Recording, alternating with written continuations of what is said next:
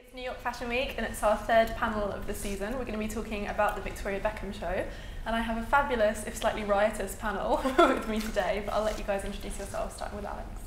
Hi, I'm Alex Fury. I am the fashion editor of The Independent. Hello, I'm Chodha. I'm a fashion writer. Hi, I'm Helen Seamons. I'm deputy fashion editor of The Observer. Hi, Karl, Plewka, stylist. You've all gone very serious now. Very impressed. So we're going to be talking about Victoria Beckham, but I'd like to just chat a little bit about New York Fashion Week before we start. What have been the highlights of what we've seen so far? What did you think of Altazara, Alex? Because I know you... I liked Altazara a lot. I thought it was interesting that I got Tom Ford for Gucci from Jason Wu, and I got Tom Ford for Gucci from Altazara in a very different way. There was something about that kind of looseness, that sense of it being a little bit undone, which was very reminiscent of what he did in the 90s, and also that long skirt length, which seems to have been reiterated. It was at Prabal Gurung, which I didn't like as a show, but it was interesting to see that kind of mid-calf length, which seems to be coming across. Not at Alex Wang, though. No, not at Alex Wang, which, yes. But again, there was a sense of the 90s there, which I found quite interesting. There was that, you know, almost that Galliano Dior logo go-go thing. Yeah.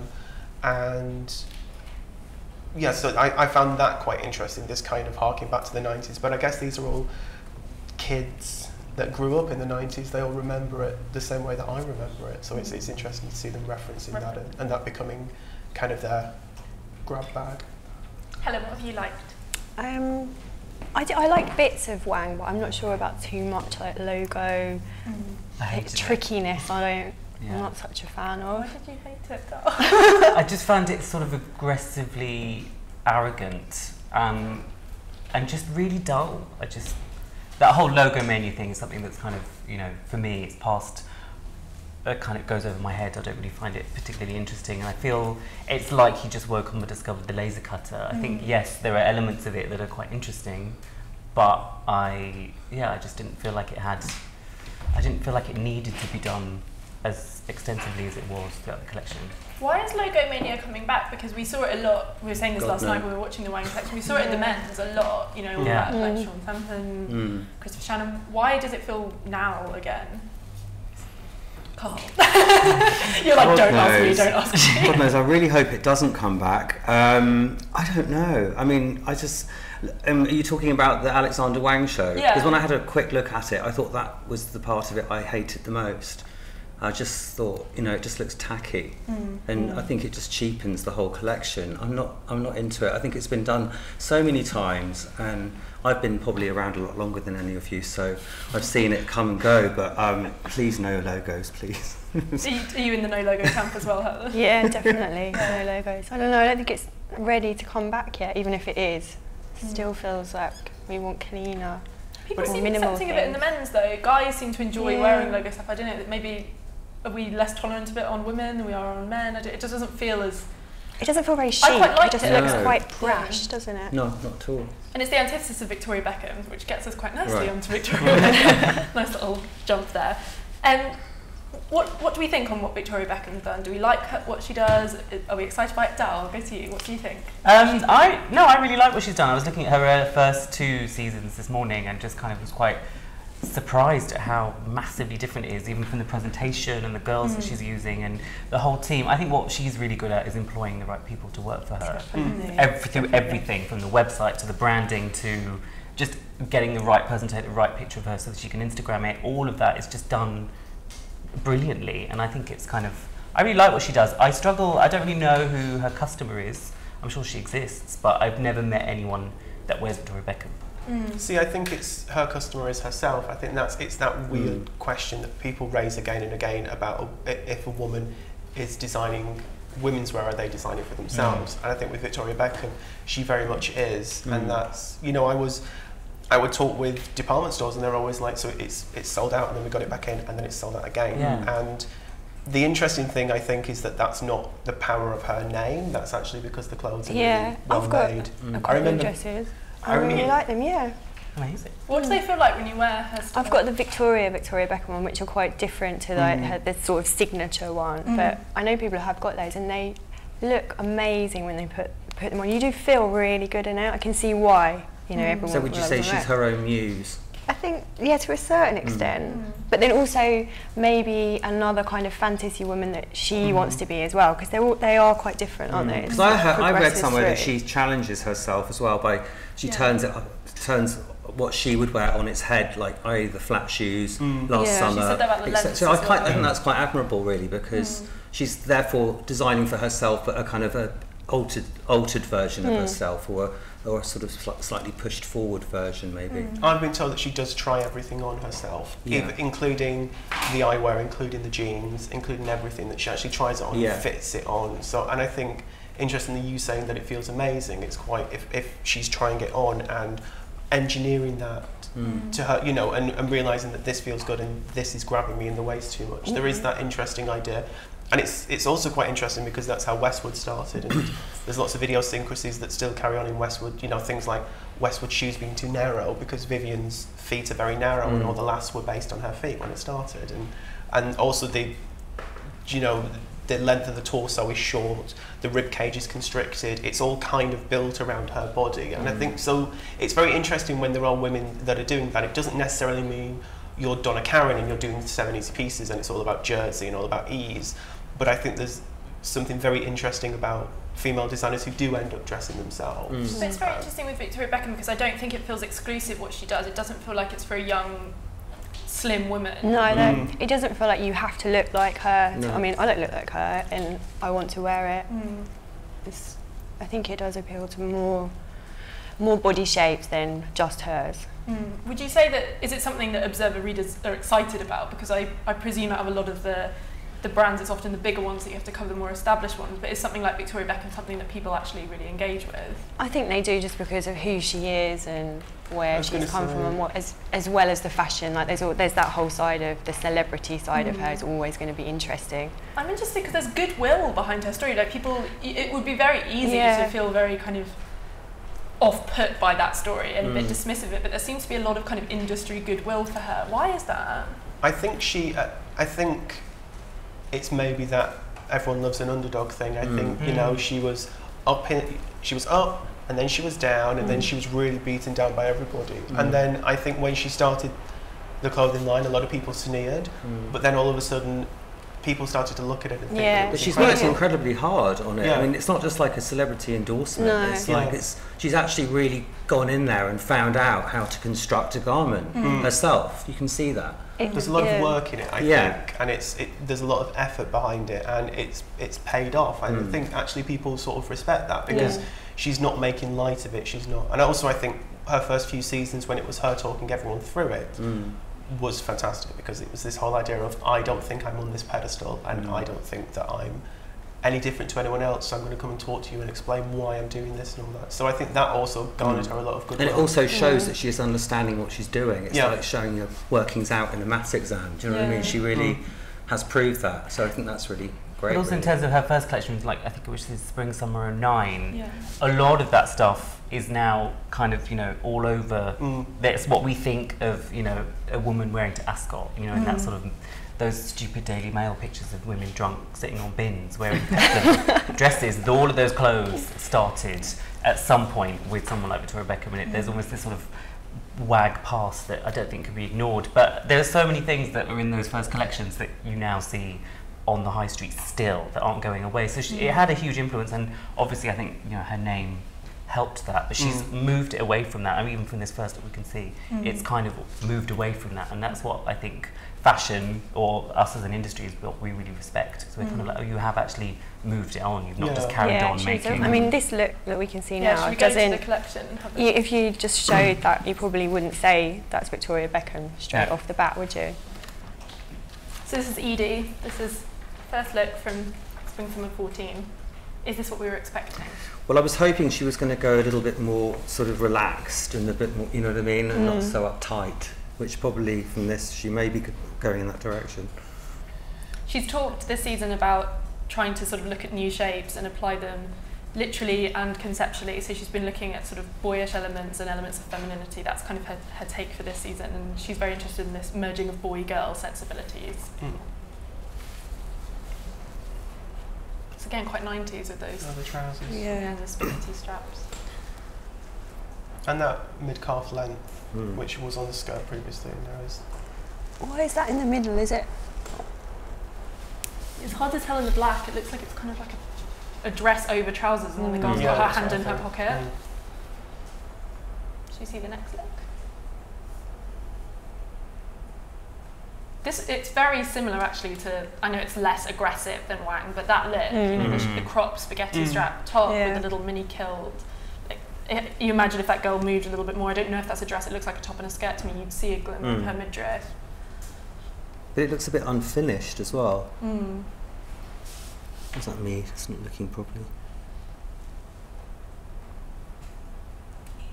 See the next look?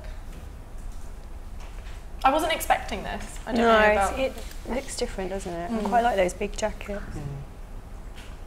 It's interesting that there is this kind of sportswear feel coming through, which was also there in Wang, and was also there in Jason Wu, and was there throughout the whole menswear. It was a whole of menswear. Which is... Well, this is I was actually going to ask the question after the collection's over, but it actually makes sense as we look through this, which is something when we had our London menswear roundup, Charlie Porter made a comment about what makes menswear so exciting is we're seeing such a diversity of different sort of shapes and styles, and he said the reason he doesn't get excited by London Fashion Week is it's just cocktail dresses and skirts, and I think you say cocktail dresses and skirts and you think of someone like Victoria Beckham, you know, that's kind of what she does. But this to me feels a bit more, and the whole season, as you say, it feels a little bit more like we're starting to see women's wear effortless. And embrace that kind of, actually there's lots of different kinds of women, we don't just need to keep making cocktail dresses in the same way that we aren't seeing menswear designers just making tailoring. But it looks quite a bit more slouchy, doesn't it? So do you think that's come a little bit from what Prada did last season? Do you think people have been influenced by that sort of déshabillé thing? That's interesting. I was wondering that with Altazara last night, that kind of undress. What do you think, Alec? You turned the questions on me then, that was a really scary moment. I was like, oh no, it's happened. Well, I think last autumn-winter was so much about that kind of power bitch thing. It was so much about that cinematic woman, that Hitchcock, Marnie, pinched in, tight 50s, you know, or rather mid-century couture. So I think a natural reaction to that is to try and ease everything up. We've also seen it a lot in, you know, kind of the influence of Raf Simons at Dior. There's a lot of things that have been couture and have been quite overworked. I mean, I thought, I'm not a fan of Prabal Gurung, and I thought the collection was terrible, and there was a lot of that reference to Raf Simons. A lot of it was pinched, a lot of it was, there were too many seams on things, there was, you know, fabric was crumpled, it wasn't dealt with properly. And actually, if you look at kind of Altazara this season and Altazara last season, it's almost like this season he's just unfastened all the seams that he had last season. It's this idea of everything relaxing and being easier, which also I think when you're thinking about things realistically being autumn, winter, moving to spring, summer, you want to be a little bit more done. You unfasten you don't want to be all the top button on your shirt. It's that time when you want a sense of ease and you actually want a space between yourself and your clothes. I think there's something interesting in that. Not just in the construction, I was when you mentioned Raf, I was thinking a bit about what, you know, Eddie Slimane at Saint Laurent, and even if you just think with that kind of the general sensibility and mood of how people are dressing, I hate using the word grunge, but if you look at, you know, those check shirts over dresses, you know, a kind of sensibility of casualness seems to be very big in the designers that everyone's talking about. You know, everyone does talk about Saint Laurent. So I think it's interesting not just in construction as you talk about, but also in mood a bit. But I think people talk about that because it makes fashion even more accessible than it's become already. There's this real ease to looking at stuff and literally going, God, that looks really easy to wear. And those earlier dresses that you know, Victoria Beckham was doing were not easy for everyone to kind of appreciate. And there's a certain kind of you can't call it kind of democratic, but there's something about it that it's becoming, fashion largely has become about this comfy sort of thing, you know, being comfy, that sort of laughable word.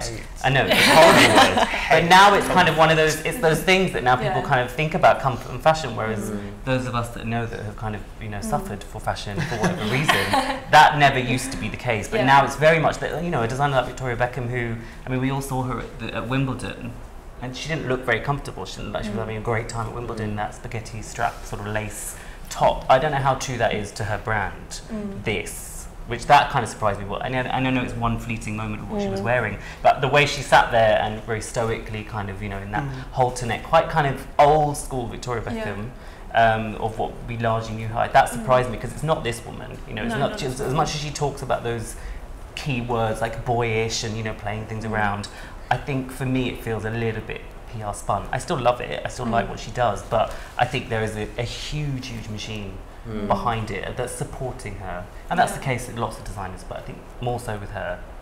When you say the huge machine, do you mean in terms of the PR branding side, or do you mean the kind of people, you know, like that she has brought in on the design side to help her? The designers that she works with, the stylists that she's working with, the casting directors, all of that stuff is making this, which is the kind of, you know, it's the time that we're living in now. But that's the same for every designer. Yeah, of course, yeah. But she can afford to go for the kind of the best, and she's gone immediately for all of those people whose work everyone's referencing already, who everyone is already looking at, and she's working with people that are working with other people that she wants to aspire to be. But if she was showing in New York and she didn't have that big machine behind her, she'd look pretty rubbish, really, wouldn't she? You know, so. I mean, when she did the DVB, when they did the sunglasses and the jeans, like when I went to that when it was in Paris early on, and that was kind of that's nothing to do with this. And she obviously made those mistakes, as you were talking about before the cameras came on, Alex. But now she's kind of got that right thing behind her. But I think this whole thing about being relaxed, and I think that's just a signal for where and how fashion is making itself feel. Yeah, definitely. But at the same time, I kind of think doing this sort of relaxed look can sometimes be much more difficult. Oh, I think so too. Yeah. Doing it's like, you know, you're in a tailored jacket and it's incredibly tight, and you know that it's holding you in. And the same almost with those dresses. I do remember that slightly ridiculous video she did for her first season. Do you remember that, with the women wearing the lampshades on their heads and lying under the couches? They were supposed to be playing hide and seek and they couldn't walk around. But at the same time, you wear that dress, you zip yourself up into it, and it's like, okay, so everything goes into the right place. You don't really need to wear any underwear. It's kind of that Alaya thing of you're not comfortable physically, but you're comfortable mentally. And whereas with a lot of these kind of easier, sportier things, they're harder to put off. Well, it's sportswear. It's kind of like you need to have a great body to wear this. You know, you need to be incredibly thin to wear something incredibly big, because otherwise it's not going to flatter you. You're just going to look like a house.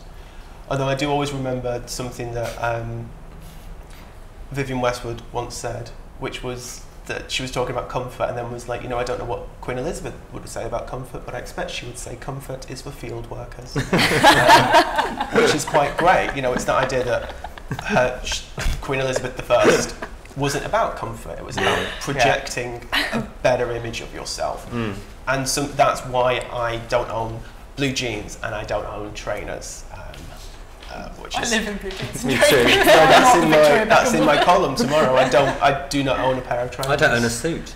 But see, I don't own a suit either. But I don't own a pair of trainers because I like restriction. What is it about blue jeans in particular? I don't know. Feeling really upset. So do I. It's just too casual. It's like, but at the same time, I only wear black jeans, and I will wear black jeans constantly. I've been to a black tie thing where I was trying to wear something else. I was like, actually, no, I just wear black jeans.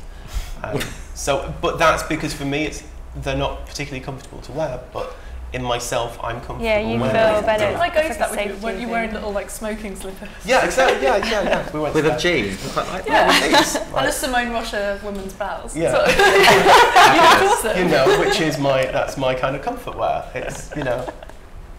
Back to Victoria Beckham. Sorry. No, it's fine. So, Karl, what are you thinking of this collection? Because we've said it's different. Well, I was hoping she was going to be more effortless, and so far it looks a lot more effortless.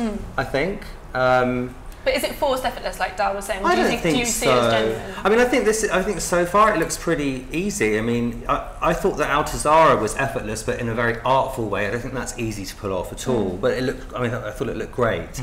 But this seems to me, so far, so good. I mean, I was quite hoping her to do something quite sort of wanton.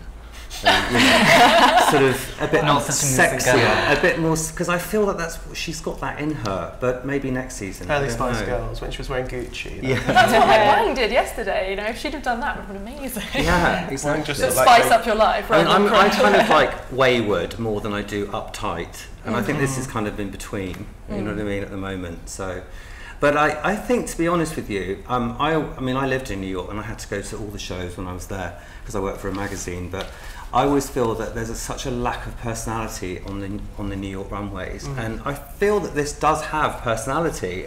I feel that the last few seasons has got a personality to it. It feels like it's her and it has her own voice, and I think that's really important to say, because I don't look at a lot of the big American designers and feel that there's much depth or much to say. I think with a lot of them, I wrote something about it on the indie website last night, which was that people like, and I'm sorry to say this, but people like Peter Som and Derek Lam, I can't summarise their style, I don't know what they are.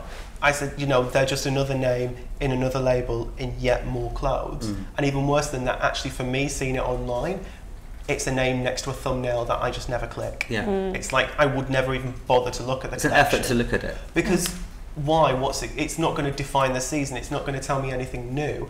I don't really know what you stand for, so you know, why would I bother to look at what you're standing for next season? Because I don't understand what your label means.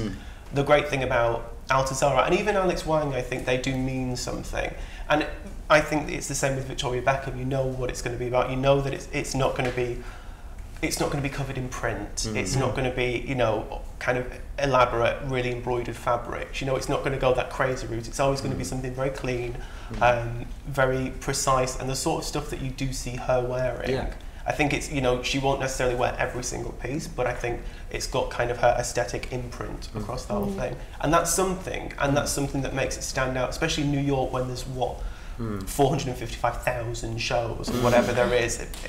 During New York Fashion Week, there's like 5 every hour. But how do you do that as a young designer? Because it's interesting going back to what Dal was saying about how she's just hired the best people. If you are a normal young designer starting out who perhaps doesn't have the particular route into fashion that she had, how do you establish such a clear sort of sense of what you're doing so quickly while sort of living up to this pressure to wow and to do something different? That's incredibly hard to do. You have to be a good designer. Yeah, you have to be a good designer. Don't bother doing it if you can't do it. But if everyone says that she's got all these people working for her, every big designer in New York has designers. You know, there's no difference. Every big designer in the world has them. It's most of the big designers just go into a room and go, yeah, that, no, that, yes, that. Do you know what I mean? That's how it works.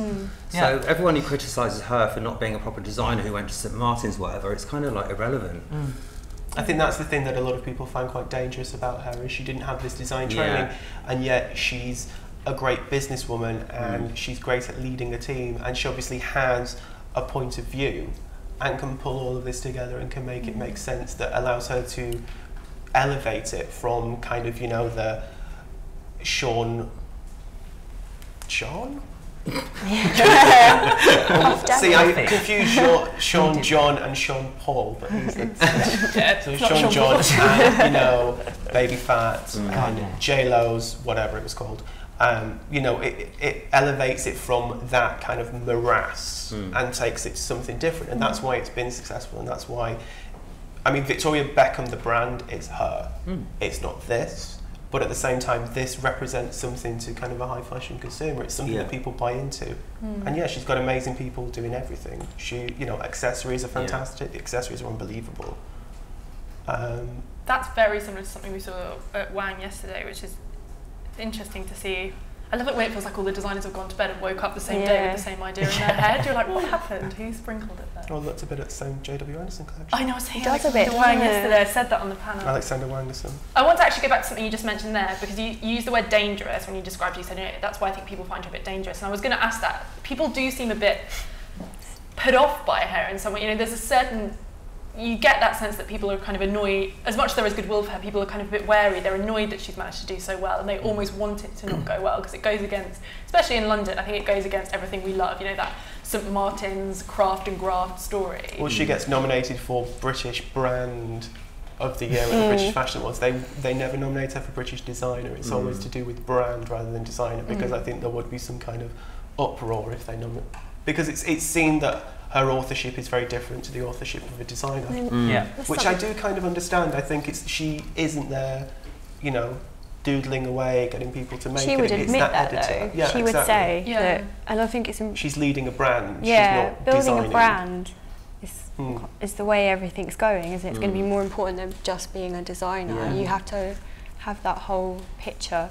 So I think that's why she gets a lot of respect as well. But again, to go back to what you were saying, Lou, about those young designers and this whole thing of them building brands, that's one of the problems that I think is, you know, those young designers have to have somehow forced to think of themselves as brands before they've even known what they're about, what they do, because they're chucked in front of, you know, the style press as soon as they've graduated. And you know, to talk about celebrity, this kind of, I guess, this celebrity tag on your shoulders that Victoria does have, those students from St Martin's have the same thing, because it is like, oh, I've come from St Martin's, oh, I have to kind of, or they're immediately thrust into a spotlight just because they went to CSM, and I went to CSM too. But I'm often meeting people that get really, it's the ones that didn't go to CSM that almost kind of have that fighting spirit in them, that underdog spirit that we were talking about earlier that Victoria has. So they still have that weight to them, but I think young designers that have to think of themselves as brands, I think is really dangerous. I think it's less prevalent here as well than in New York. I think in New York, it's so in the mindset that when you talk to a New York designer, they instinctively talk about their brand. It's more commercial, isn't it? I actually interviewed Medium Kirchhoff, and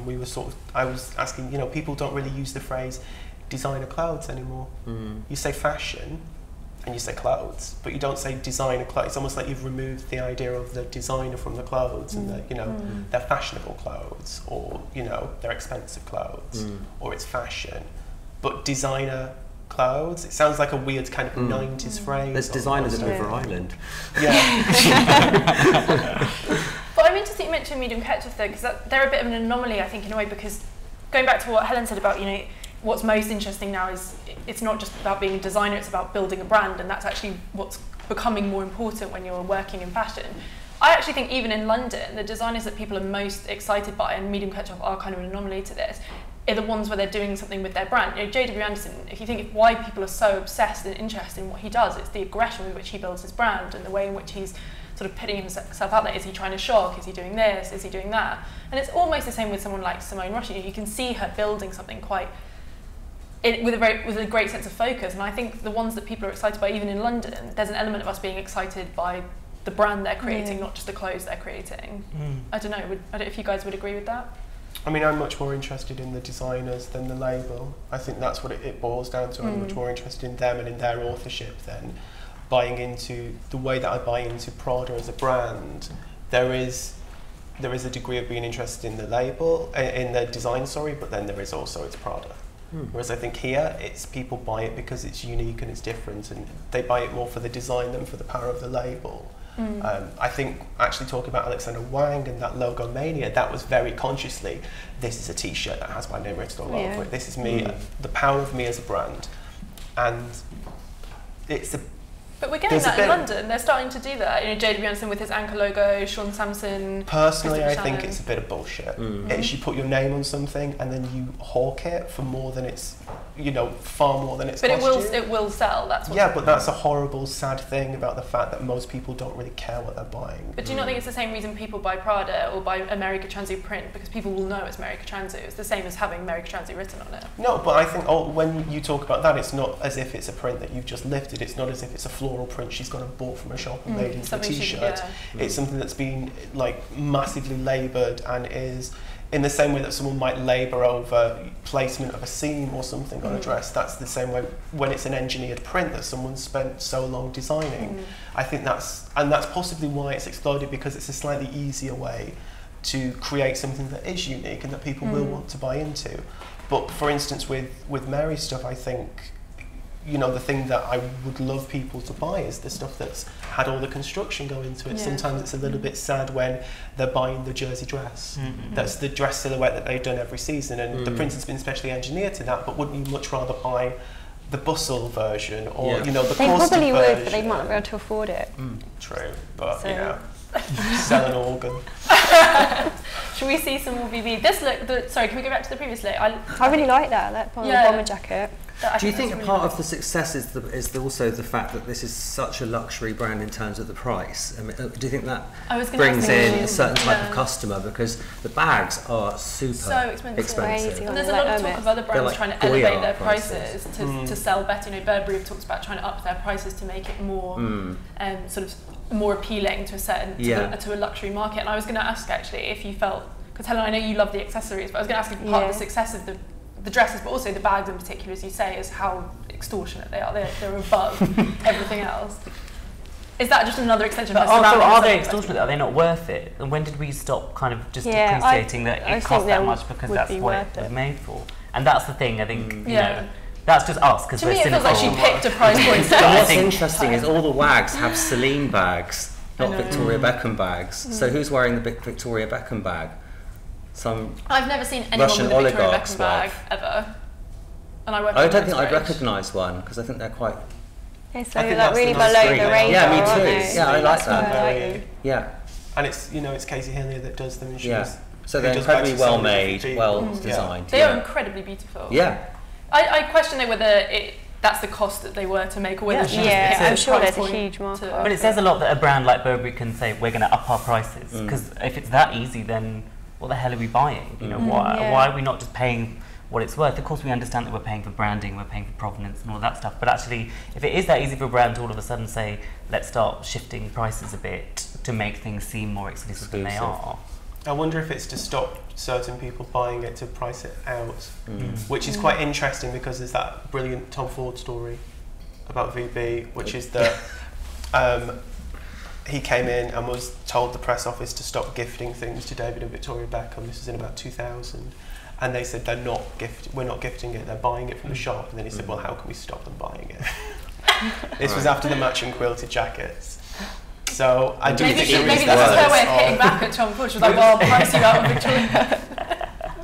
But I do think there's that element of setting a price point at a certain point which limits you to a certain level of consumer, which is a horrible snobby thing, but there's so many things that are I think the difference between 800 and 1,200 or whatever, you've already limited. But I think her bags are more like £3,000. They are like £3,000. Yeah. But I think it's, if you can, I think the reason brands are putting their price point that high is if someone's willing to pay 1,300, they're going to be willing to pay 3,000. But I do also think it means that you can push the luxury even further. Yeah, there was a bag in the last Louis Vuitton show which was leather on the outside and it was lined in mink and it was $35,000. And also those Chapman Brothers bags from Vuitton were they're 12,600. And I think they've virtually sold out. But are they limited edition? Yeah. Also, they kind of, because it's them that has that art leaning to it. Yeah, no, I was interested because I was talking with them about it, and I was like, so this is kind of what someone would pay. Yeah, I mean, how much is a piece of And they were like, yeah, like a limited edition print for us, a signed print would kind of retail for about the same amount. Yeah. Which is, and also they were in a limited run, so there was that weird art fashion crossover. Probably almost a bargain. I think she's just based it on how much all her Birkins cost. Yeah. Right? She just priced it. Yeah. Nice little bit of Issey-Miyake happening here. This does, the ruffle and this feels familiar in a way to me, but maybe that's just what's going to make it seem cool and relevant. Let's talk a little bit about the shapes, because we've seen that high collar, which seems to be a nod to what she did for autumn winter, but then also some of this flippy shorter shape and the high button collars, that reminds me of what she did last spring summer as well. How is this a step forward for her? Helen. I'm like a school teacher. You're like a sort of Damocles dangling over us and it's going to drop. I'm a bit puzzled by the kind of triangular bit. I mean, I don't know what that's made of. Is that like a... Well, it's matching the bag. Like a leather or something? But yeah, I'm struggling with that. That's I'm not keen on that. But it looks like there's been more of it. But it looks new to what she's done before. Some sort of technical process, or there's something she's pushing kind of... I don't know, maybe it's just layered on like an organza or something. Oh, I wasn't expecting that. I love how she now does loads of embroidery and print at the end. Yeah, I would love so much. But it's quite interesting that I guess I like that. Yeah, I like that one. Let's go back to the triangle. I'm only going to say they're like embellishments, and it's kind of a way of adding decoration, which is similar to the embroidery on glaze from last spring-summer. She again was very linear and also focused, almost modernist in a sense. She said that in interviews, though, that's what she does each season. She adds something new that's incredibly small, but she'll build like blocks each season, something very tiny. And even if the triangles is what we get this, it does feel like maybe this is her way of moving towards embellishment and moving towards something a bit more. What do you think of that skirt with the ruffle? What do we think of the... of what they're saying about the sort of direction of fashion at the moment, where she's taking her brand new. This doesn't feel, as we were saying, it doesn't feel as form-fitting. It feels a lot younger. It's quite young, isn't it? Which surprises me, given she's now got her VB range, because that was only launched in 2011. You think that's kind of catering to that younger market. It surprises me that she's. But also, she has this archive of dresses that she sells, like a kind of a permanent collection. So this can almost be something that's about fashion and about change. There's echoes of a liar. There's a lot of a liar in this, I think. Like last summer. I mean, that's so a liar. Like last summer. Yeah. Like, I mean, last summer was possibly beyond a liar. A liar alike. See, I like the slop. I like the more slouchy silhouettes because they feel more honest and more confident. The bits that are a bit more masculine seem to work really well, actually. It also feels, I guess, like something that her customer doesn't already have in their wardrobe, which isn't, you know. It is also interesting when you go to see it in the showroom, because there's racks of commercial stuff as well, which there is with every designer, but I think a lot of people would assume this would be very focused on these catwalk looks and on these kind of statement things, but there's so much else. More separate. Yeah, exactly. And that core collection of dresses that's still there and that is still selling out. And they'll just do them in these colours, won't they? Yeah, like in that red and the white. Is it nice to see her have this confidence, though, to put something out? This is, you know, this has a concept. This does feel like she's trying to say something about fashion. You can see that even from her show notes. She's saying she wants to sort of explore proportions, explore ideas of boy and girl, explore form. You know, she's not just... True, but I mean, God, how many times have you heard designers say it's about boy, girl? Yeah. But before she's been very reserved about saying... Sport looks. And, you know, it's a bit... I was watching Pret-a-Porter the other night, and there's this fabulous bit with Richard E. Grant, who's like for anyone who's not seen it, you've got to see it, the male Vivienne Westwood, and he says that, you know, he likes his woman to have a waist, hips and a bust. And she doesn't have to have legs, but it's wonderful if she does. And you know, it seemed really ridiculous and everyone scoffed. I'm like, I've heard designers say much stupider things on stage, which admittedly they're, you know, all exhausted, but you know, there is this idea that let's not intellectualize it all too much. It's, you know, it doesn't have to have a concept. It doesn't. You don't have to say it's about boy girl, which in this case means it's about a short skirt and a big jacket. You know? Don't you think the show notes are quite damaging sometimes to a collection? Sometimes. I mean, it's great. It's a really brilliant thing to like take the piss out of. The Jill Sander show notes are the best thing in the world. I love Jill Sander, but the show notes. I do remember Mark Fass's show notes once being about acid rain and washing colours of crocodiles. Hiroshima. Yeah. I just really couldn't believe it. Yeah. Acidic rain and rainbow coloured crocodiles. Some of the really young London ones are really bad. Yeah. If you can't say anything good, don't say anything at all. Yeah, that's right? like just and if you put an apostrophe in the wrong place, I'm going to rip it apart. Dal, what's your take on the collection? I won't say it feels one note, but it feels a little bit repetitive for me. I mean, normally, how many looks is this show? Normally she does about 30. Yeah, it's quite contained. 27. Yeah, I think she did last time. Really? I don't know how I know that. I'm taking your word for it. But yeah, like with the skirts, I think, you know, we've seen that all the way through, and there is something to say, you know, Can I just say that I think it's something to do with the running order of the show, perhaps, because I think the running order isn't that great. I think perhaps that can have a big effect on how you sort of digest it, I think, and it feels like that might not be helping, perhaps. Because that shorter, we have seen a variation on the shorter skirt. I've forgotten it now because we've seen so many of those short skirts. So you think if you were watching this, you'd come away with the same thing. You'd say short. That would be your takeaway. I'm going to get a long one now to finish. I know, which is weird because we started with that mid-cast. Yeah, the mid-cast. But it's weird. You feel like I actually feel like the second look was that. We've definitely seen that. We've next seen time. that for sure. That. And that sort of ruffle on the skirt and that length and. This feels a bit more, you know, that top, the halter and that kind of bodycon, that feels like a sort of, if you cut that look in half, that could have been from her first collection. It's just with that bit at the bottom.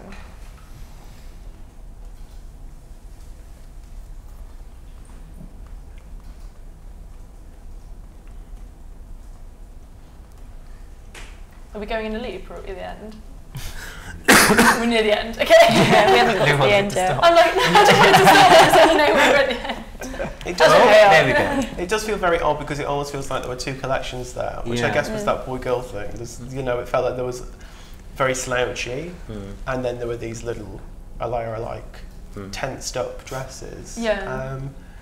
And you kind of wanted something halfway between a sack and a girdle, like, you know. And we didn't really get that, did we? Like, you want that. I mean, she looks great. Should we give her a clap? So what's our takeaway? I agree with you there with what you said, you know, other than seeing slightly oversized top with that little flippy skirt, it did feel a bit kind of, there were two different messages. What's your take, Helen, on it? Do you think? Well, I prefer the slightly more slouchy message, which I think is kind of newer for her. But she obviously was more in key with the season, I think, with what we saw at Wang, with what we saw at Altazara, with what we saw at Jason Wu. It all seems to be about that a looseness and a looseness, and about that kind of air between yourself and your clothes, I think. Well, her skill has always been editing, and this didn't feel not as edited and as sort of tight as usual. What was your take, Karl? I agree with Helen. I think it was, you know, the slouchy, loose silhouette was great. I just don't think it married very well with the sort of more modern feeling pieces. You know what I mean? But then I can imagine those more modern pieces being shot quite a lot. You know, being quite. You can imagine those cute little skirts, sort of. It's almost like it needed to be a bigger show. Yeah. Is it shot a lot? Have you ever called it in? No, well, no, I haven't actually. Yeah, we call maybe it in. I will. You call it in. Yeah, we call it in. Yeah. I think a lot of stylists that do celebrities call it in a lot. Yeah, I mean, let's face it, if you work for big fashion magazines now, you have a list of who you have to work with, and they're big advertisers. And if you have people that you can use that aren't advertisers, they're normally the new, cool, fresh people that you know no one knows about, perhaps. So I think it's probably quite good for celebrities. Wouldn't you just love to shoot the other 4 Spice Girls in it? Yes. That would be amazing. That's actually quite a tricky celebrity collection though, isn't it? That's... You know, like if I had an actress for a shoot, I probably wouldn't use that on a lot of them. Maybe that's a conscious thing. What, this collection particularly? Yeah, this collection. Right. Look, you know, well, I mean, it's not very quite tricky, wasn't it? There was quite a specific... There was a focus on daywear, which is quite interesting because maybe it's a label that you would think would cater much more to evening wear and to event dressing and to red carpet kind of stuff, but that felt very daywear focused. And even the dresses that were more, you know, kind of those sort of halter-neck dresses with that construction felt much more like possibly cocktail dress, but even that they would be a day dress if you were that kind of woman. A woman that's... I think maybe my difficulty with it is the loose stuff did look great, but the other stuff felt very done. It felt very buttoned up and stiff, and that kind of... And it's that weird thing, I guess, about physical comfort and mental comfort. So maybe there are certain women that would feel very comfortable wearing that, but I don't know who. To me, it just... Last spring, summer, I felt was really, really strong paint. It felt very new, and it was... People really liked what she did with that little red, you know, and this felt like an echo of that, but there wasn't the same punch behind it. You know, that was much more daywear, but then there were some of those really sort of sexy Allied type dresses. You know, it was really beautiful, but there was a punch to it. But to this one, I think we're all kind of struggling to find a message from it, perhaps. Dal, what's your take? Go on, you tell me. Well, no, I was going to say, but to be honest, so far from the season, I'm not really finding an enormous message. I think there was... I like Jason Wu more and more when I look back at it because there was that feeling of utility, there was that feeling of luxury. It felt very different. But I think looking at that and looking at the rest of the season, there's this looseness and there's this beigeness that seems to be coming. Like everyone's doing gold and taupe and mushroom and these sort of baby sick colours. Oh gosh. But then there's nothing really else. It's just like everyone's unfastened the shirt to the waist and they're all wearing a mid-calf skirt. Is that because it's day 3 of New York? I was just going to say, we're not very far in, Alex.